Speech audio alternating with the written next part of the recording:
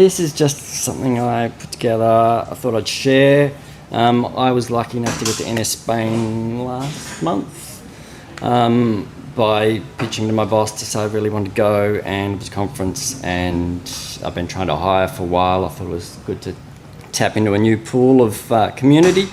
But I was lucky enough to get to NSSpain, and thought I'd let you know about it. It's more of a journey than a pure conference. Anyone that doesn't know me, Michael Fletcher, work at home delivery service. Pat's on my team. We make various apps and system for delivery. So as a bit of an introduction, I'm sure you all know where Spain is, but it's quite a long journey. I chose to bounce through Middle East, end up over in Madrid, because the conference is located in this little place called Logroño. Smallish city, certainly not one of the capital cities in Spain. Main topic there is wine, because that's the major production aspect of this little area, the Rioja area. And I forgot to a talk about NSSpain is pointless if there's not wine involved, because it is a very major part of the conference. Personally, I'm a bit of a researcher when it comes to any sort of travel. Multiple ways to get there. You can bounce out of Barcelona, Madrid, or if you're in Europe, you can come through Bilbao. Again, it's one of those things you need to plan. Train travel over there is not too bad. You can get there in kind of 4 hours from Barcelona on a train, 4 hours-ish from Madrid. Train travel in Europe is fantastic for anyone that hasn't done it. Personally, I did a little bit more research and discovered that over in Bilbao there was a fantastic exhibition that I thought, if I'm going all that way and travelling 24 hours on a plane, why not an extra hour and a half to seaside trip. Don't know how many people have been to this area. I happen to have been there before. Fantastic museum designed by Frank Gehry, which is totally covered in very thin titanium shingles with an enormous flower puppy out the front. But I had to go there purely because there was an amazing exhibition that just happened to be on for one more week after the conference of limited edition vehicles from the 1930s, 40s and 50s. I don't know if anyone's as into this as I was, but when it comes to design and spectacular prototypes, it was quite beautiful. But moving right along, in the end I got to the conference after that 4 or 5 hour stopover. NSSpain's been going for 10 years now, or it's 10th edition, 8 plus 2 because 2 were remote. I don't think the conference would be as meaningful being remote, because it's certainly, it's a hell of an event. It's really designed around its culture, its friendliness, so many aspects. Hosted by 2 individuals, Louis and Bora. They take this on board, they work a full-time job, they take this on, they get their family to help, because it's not even where they live. I think one comes from Barcelona, I'm not sure where Bora comes from, if he's Madrid, I think. But yeah, it's both a travel for them to get there. While I was there, I was often asking people where you're from. The kind of countries people coming from were wide and far afield. Being people that do code, everyone seems to speak English, because you kind of need to speak English to write code. So it wasn't so intimidating that being in Spain wasn't going to be in Spanish. Everyone spoke English, so that was great for me. It's quite a crowd. It sold out, I think, about a month, 5 weeks before the conference, before they had even announced any speakers. They kind of didn't need to announce speakers because it's got such a reputation for being such a fantastic event. A bit like WWDC, they don't announce half the sessions. Well, they announced the sessions and the speakers 1 week before the conference, well and truly after everything was sold out. The schedule of events there is day one they have some workshops. Day two is talks, and it's a pretty solid day. It starts early in the morning, goes through till kind of 6, 7 at night. The interesting bit is they have the after party after day two, not after day three, and it's quite an after party. And then again, day three talks. And just because it's Spain and based around wine, optional day four is when the whole wine festival starts. The whole town comes alive. Tens of thousands of people come from all over Spain and all over the world, and a wine festival starts. It's quite berserk. But getting down to actually the content of the conference, and the videos are all online. They come up online roughly a week and a half after the conference. Christoph kicked it off, and it was a gutsy kick-off because he was talking about composable architecture at scale, and the two authors of composable architecture were sitting right there in the front row, right in front of him, which was intimidating to be able to talk about someone's architecture while they're sitting in front of you, but he handled it beautifully, and really talked about how it works. It's one thing to design a framework, but to do it at scale in enterprise, it's a very different thing, and pitfalls and things. Great talk. So I just thought I'd give you a bit of a run through some of the talks, because if you are getting the opportunity to watch some of them, it's such a diverse mix of talks. Michael was, I don't know if any of you know this book that came out recently about app icons, extremely passionate individual about design and about apps. He spent, I think, 3-4 years putting this book together. The challenge is about trying to get copyright, and some of the great favourite app icons that now don't exist anymore, trying to find them, artwork, get people to sign off copyright was quite a challenge for him. I think he sold out the first edition. He's gone back for a reprint. Very passionate individual about presenting about app icons and the history of them.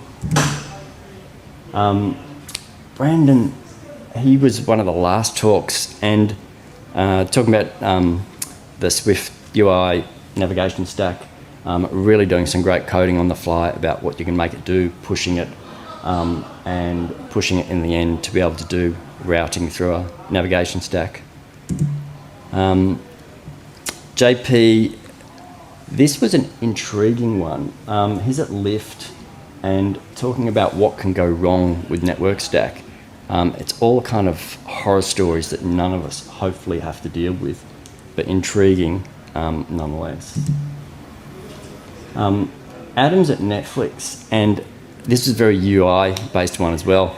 He basically took a great start of an app, or just a screen of an app, saying, here it is, start with, we toy with it, this is what it does.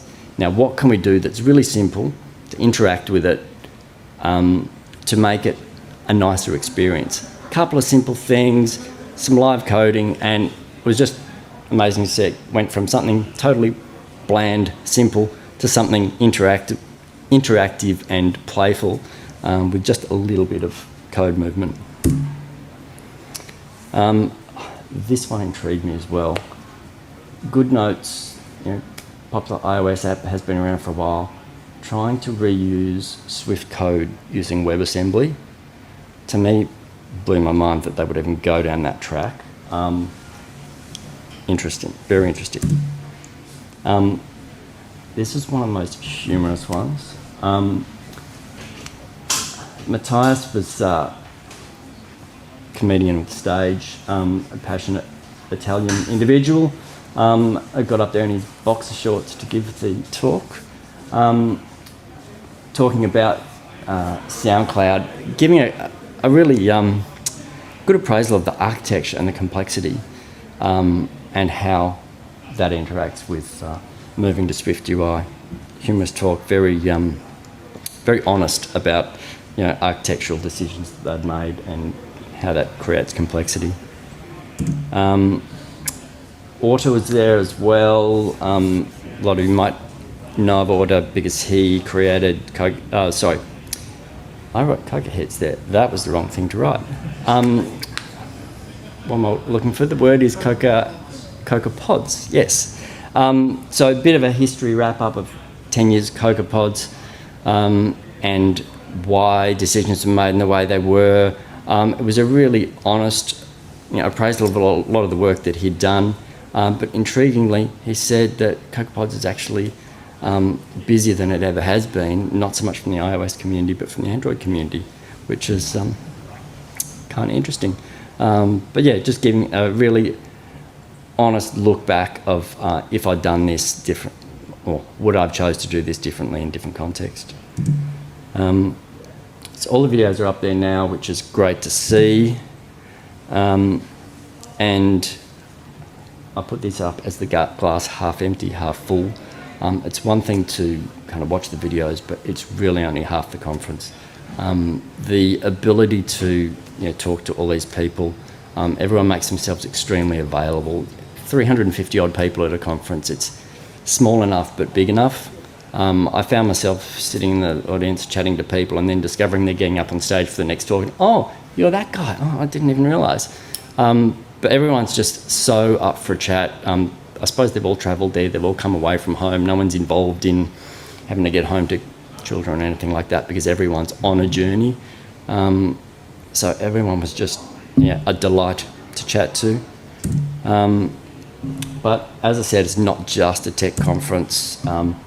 They've got a great Slack channel, and pretty much as you arrive there, everyone's chatting on Slack. I just happened to be down this laneway, and funnily enough, in a little town of Spanish people, it's not that hard to notice who's the developer that's travelled to get there. I don't know what it is, but hey, it's not that hard to spot a group of developers. But it's a beautiful town to visit, vibrant food, the environment there amongst the wineries, the after party kind of goes berserk. They have buses, they pick everyone up, take them to a winery, etc. Even lunch, being Spain, everything's a long lunch, wine, etc. But everyone's just up for a chat. It's just a beautiful event. And as the one more thing here, the day after the conference, as I mentioned, the wine festival starts, and they literally launch a rocket from the town square and the whole party starts. I was amazed at the amount of people that come to this town.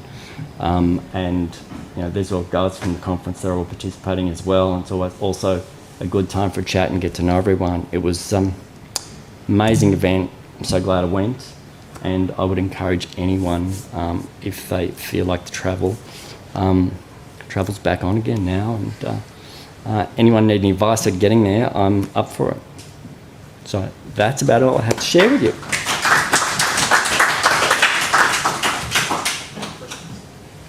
Any questions?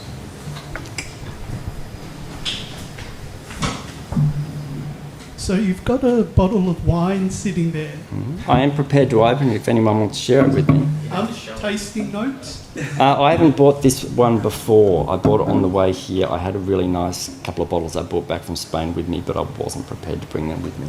Are you disappointed? I was so looking forward to a bottle from Spain. It's from Spain. It's from the region. I just didn't bring it in my suitcase. I was a bit paranoid to bring him in my suitcase. We don't have one on everybody's seat. No, that's not the one more thing. Yeah, so just adding something. Sorry, not a question, but just to add my 2 cents. I've been to a lot of conferences, and you go to big cities, Tokyo, whatever, and it's great. But the distinct thing about really NSSpain, and I guess you went to it, is like it's a fairly small town. It's like probably 10, 20,000 people. Everything is at a walkable distance. So really, once you get there, you're in it. And you go to a conference. The conference center is just a few minutes walk from the center of the city, which is the old city. Once you're done with the talks, everybody just starts walking to the old city and hangs out in the tapas bar. Yeah, it's not like San Francisco where everyone's spread amongst 50 different hotels all over town. Everyone's, it's... So you really need to emphasize the fact that it's a small city, and so it becomes very brotherly, where you see everybody, like, even when you lose people, you start walking around the neighborhood and in the streets, like, oh, I meet this guy again, like, you cross people all the time. So the fact that it's a small city is so nice. It's very different from all the other conferences that tend to do in big cities where you lose people as soon as you get a step out of the conference center. So yeah, like you said, right, half of the conference is in the conference center and half of it is outside, and it's so refreshing. enjoyable. To be able to have those discussions around architecture, about resourcing people, because it's been COVID, now things are back. It's those aspects of working with teams remotely, and they're not the sort of discussions that are easy to have over Slack, but it's so easy over a glass of wine or 6 glasses of wine out in the town square at midnight. People are very sharing with their experience and knowledge. It was just beautiful melting pot. And that's why I believe, right, NSSpain is so special, because Luis and Borja managed to create something so special, right? They managed to get hundreds of people, hundreds of iOS developers all over the world to go in that very small town, respectively, in the middle of Spain, to share like a few days. And I don't think there's any other conference quite like it. Yeah. Just by reputation, people just flock to it. And so, again, I recommend going to it. But, again, talking to Luis when I was there, he really hinted that he never wanted to become bigger than this. He could probably rent a bigger conference center, go to Barcelona, Madrid, or whatever. He's like, no, I just want 200-300 attendees, a few good talks and a few good days exactly in that specific town. That's what I want to keep on doing. So it's a very special conference just for that, and it's amazing that it exists. And it's probably to my mind, it's the best conference to attend in the iOS world. Yep. There's some great conferences in the iOS community as well, but in Spain it's just you have to live through it one time. I met some people from Argentina that are planning a similar conference there, taking notes, and again one in Poland that's working on. Can't think of the name of that one. But anyway, they were taking notes to go. We need to do this because it's a whole experience. So the one in Poland, was that MobiCon? No, something like PL Swift. Yep, I think it's going to be a first time, maybe second time. Everyone's on Slack, and it's like I needed a lift back to Bilbao to get my flight, and it was actually the creator of the Poland conference that said, no worries, I'm driving back with my girlfriend, come here, pick me up from town square. So it was just such a community.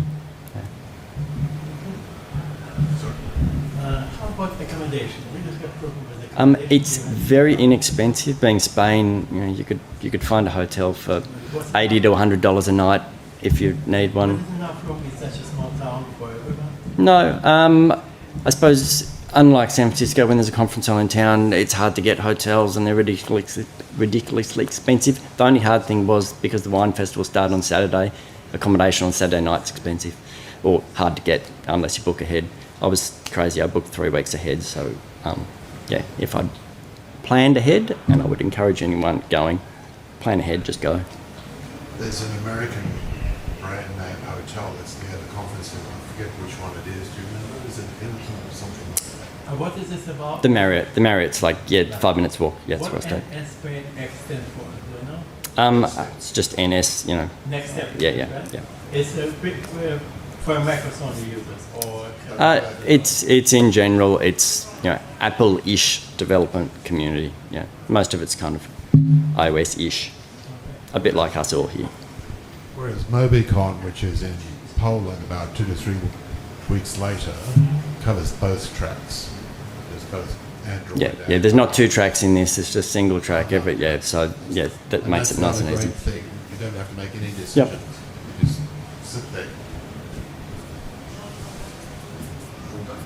Thank you.